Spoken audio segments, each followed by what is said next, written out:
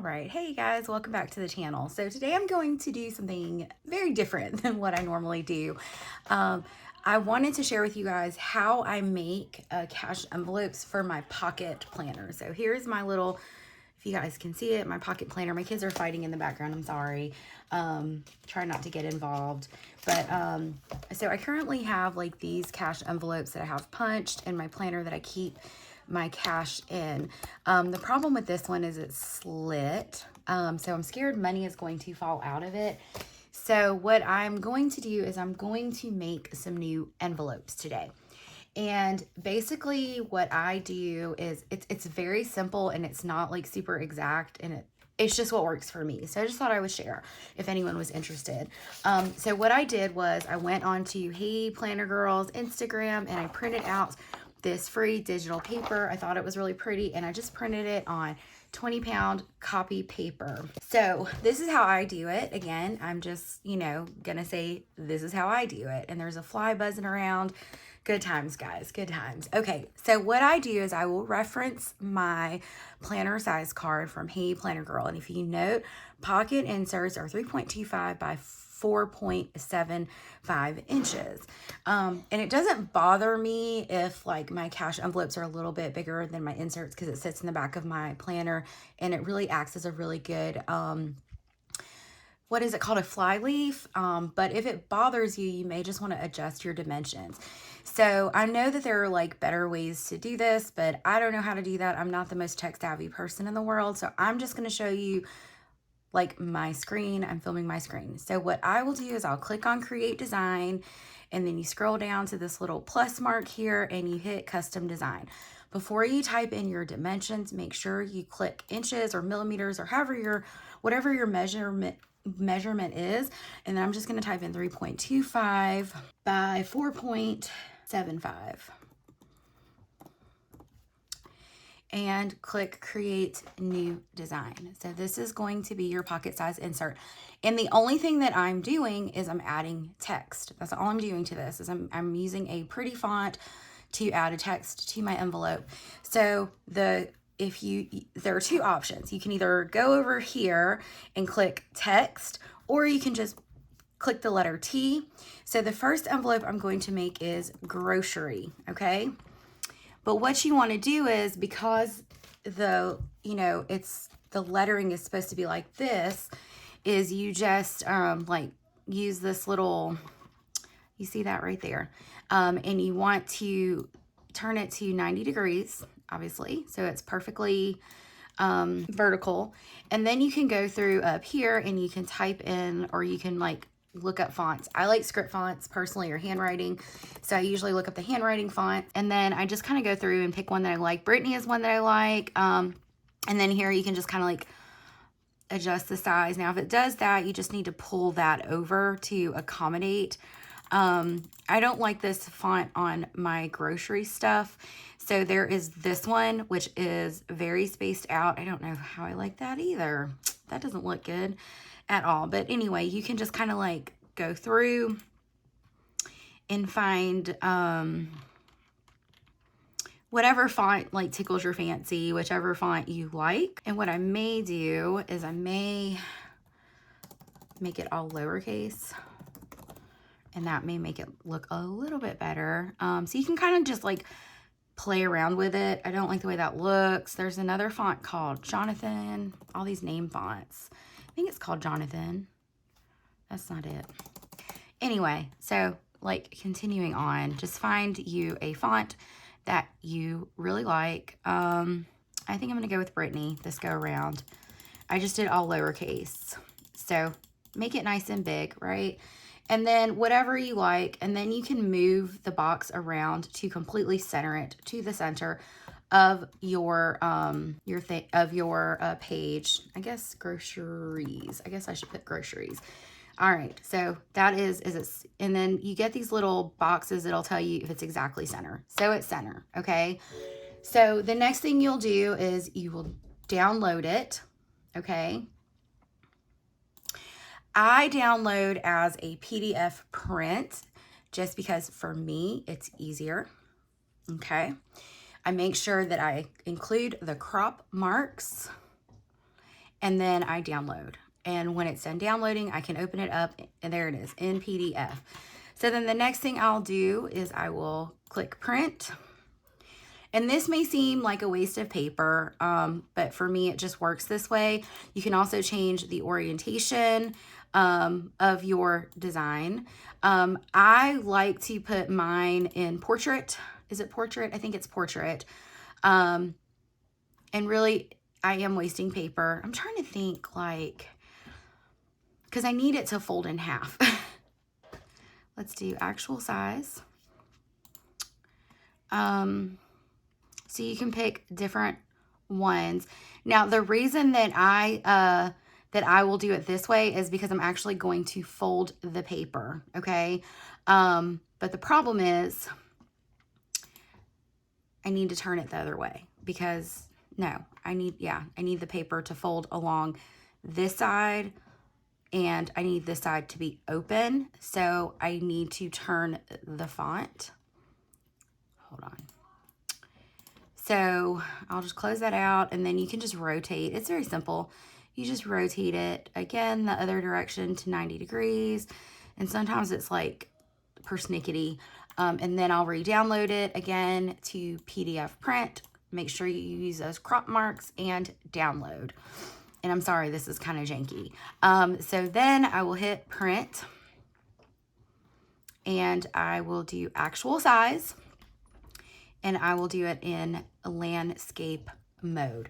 So quickly print this. And just so you guys know, another trick that you can use, and I'm sorry, again, it's kind of wonky. I did dine out, and then what you can do is you can add a page, and then you can copy this and paste it to here. So you have like the exact same setup, and then you can like change your font. So I have a Tiffany one, and then I also have and then so you can just, let's see, copy, and then paste. Maybe not, I'm trying to go too fast. So copy, and then you can add your page to the next one, paste, and then you can change your font again, and I will do miscellaneous. That way you have all of your envelopes, they're all centered. You can like kind of move them around again, just to like make sure that they're where you want them to be on your envelopes, and then go back to the top. You can download. Again, I highly recommend doing a PDF print so that you can get your crop marks, because that makes it so much easier to do what you need to do with your envelope. So download again, and then I will run my other pieces of paper through, and I'm going to print these out. So again, I am printing them in landscape. Again, it seems like I am wasting paper because I am.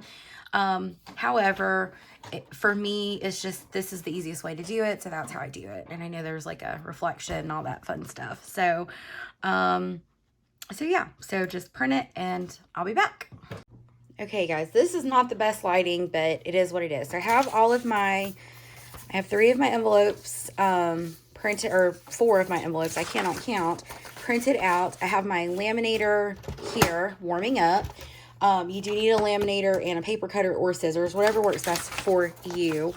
So I'm going to show you how I do this. So what I do is you're going to, because I want the paper on both sides, right? I don't want it just one-sided paper, or I would have printed multiples. So what I'm going to do is I'm going to fold the best that I can along this little crop mark here to make it as even as possible, okay?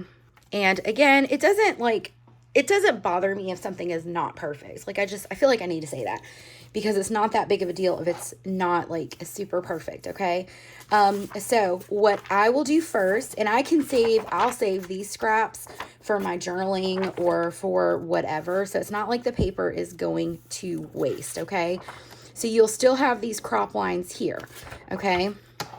So the first thing I'm going to do is I'm going to cut across this crop line here, okay? So I just line it up with my little, honestly got this little paper cutter, I think at like Target or Michael's or something like that. This is like a $15 paper cutter. It's a Fiskars. I don't know how you say that. So that's the first thing I'll do is I will cut along this front line here. Okay. So that cut it to where it's even. So when you flip it over, you have these other crop marks, and that was the crop marks that you added. You don't have to cut the middle crop mark. So those are the crop marks that we added from Canva. So all I'm going to do is I'm going to cut along that line there, move the scraps, and then I'm going to line up my cut mark here and cut it. And there is the basis for your envelope, okay? And we're going to laminate it next. But I'm going to go, before I do that, I'm going to go ahead and do it again, okay? So, excuse me, I have a cold, and it's terrible. So, go with me again here. I'm just going to do one more on camera, and then I'll do the other ones like off camera. So, you're just going to line this up on that crop line as best you can. It doesn't have to, like I said, I guess if it bothers you, it can be perfect, but it doesn't bother me if it's not perfect, because it'll still work, right?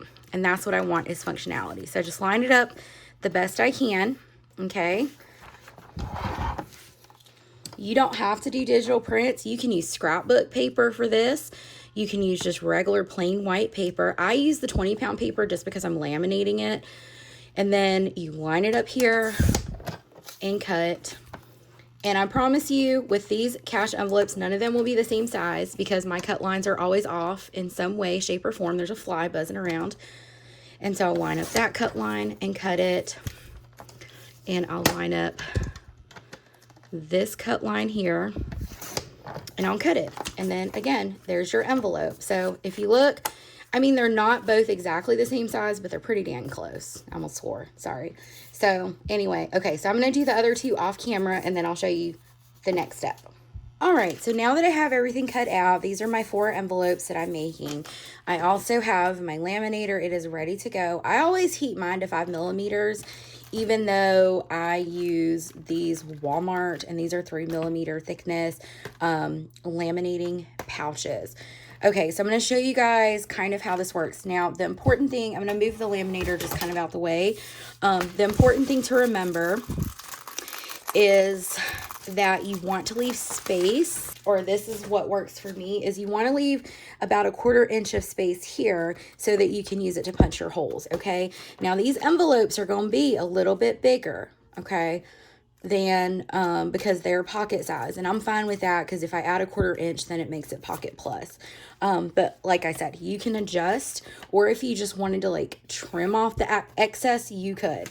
So what I do is I go ahead and try to fit as many laminating sheets as many of these in my laminating sheets as possible.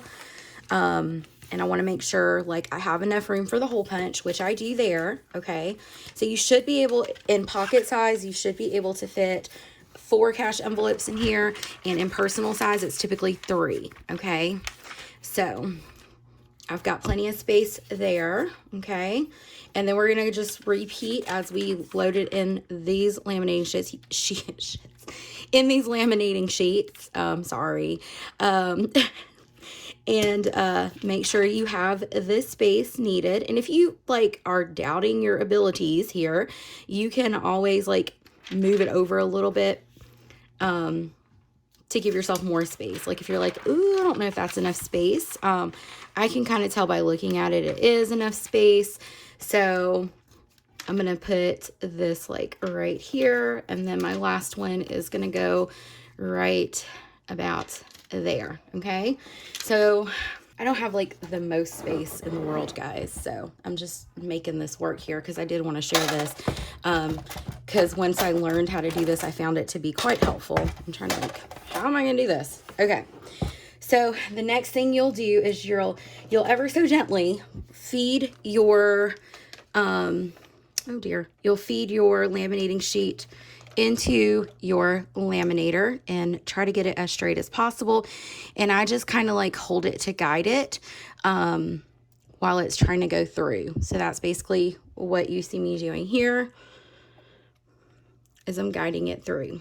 Okay. Now some of these are already crooked, and that's fine. It's not that serious. Okay, so they're through the laminator. Okay, so I'm going to set that to the side because I'll probably run these individually through the laminator one more time. Okay, so the next thing you want to do is you want to cut. All right, but be careful when you are cutting, and you may see my big head get into the shot. Just roll with it. So the first thing I'm going to do is I'm just going to cut it down the center, just to kind of make this more manageable. All right, so if you look closely, and I don't know if my lighting is allowing it, but if you do this, like along the lines, you'll see these little bubbles. Like I'm not going to cut here, and I'm not going to cut here, or if I do, it's going to be very minimal. So you don't want to cut along the bubbles. The only place along the bubbles that you do want to cut is across the top, and that's across the top here, and that's so you'll have an opening for your cash envelope. Okay, so here I probably could trim a bit off. I'm trying to think. So here's what I want to do. I'm going to, and I hope this is in frame because I'm sitting, and if you get my head in the shot, I'm sorry. I'm going to cut the bubble on this one, okay, across the top, and I'll show you what I'm talking about. So when you laminate sheets, there's a bubble. That's what keeps it together. Well, if you cut the bubble, it causes the paper to open. So that's why you don't want to cut along the bubble. And if you're uncertain, just give yourself some extra space, okay? And so here I'm going to do the same, and I'm just going to cut a little bit off the side, okay? And I'm going to cut because I feel like trying to see how much this is, about almost 3/4 of an inch. So I'm just going to cut a little bit off, not a ton, just a little bit, so that's not super humongous like that. And voila, you have a cash envelope. So then what I'll do is, because I'm not going to cut any more sides. Now, if you don't want this to be like pointed here, you can always like use your corner rounder, and round the corners a bit so it's not like super sharp, because you know laminating sheets can be extremely sharp and stab you. So yeah, you can quarter around it, and then basically you have an envelope. So that's dine out. I don't think I have any cash left in my dine out. So you can just take it, and money fits in here folded. And voila, you have a cash envelope. So what I typically like to do once I've cut the envelope, I'll show you. I gotta like clean up my area here. Is I'll run it through one more time, just to kind of seal it really good, okay? So just run it through the laminator one more time, okay?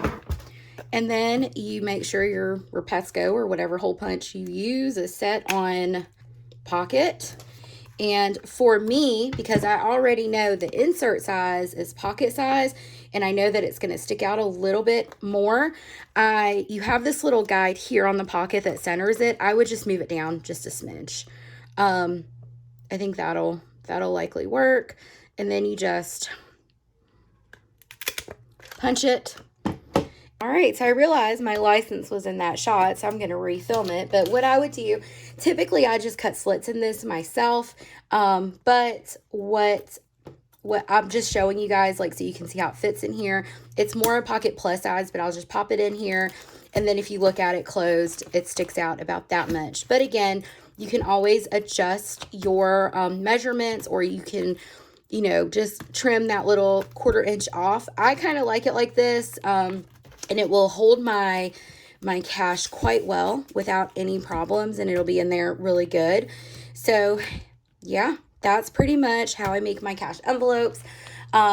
There are a lot of videos on YouTube that explain how to make cash envelopes, but it's mainly for personal size planners. I think like for those like Filofax, like zipper wallet thingies. But I don't like carrying around a personal planner as a wallet, so I like using Pocket. So I hope you guys found this video to be helpful.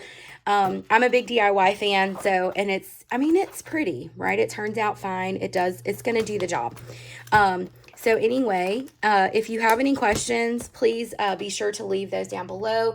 Let me know if you found this video to be helpful. I do want to make videos you guys like, and you know, this is a little bit different, but I figured it would be helpful for someone. If you enjoyed this video, don't forget to hit that thumbs up. Please subscribe if you haven't already. I'll see you guys in my next video, and I hope you have a fabulous day.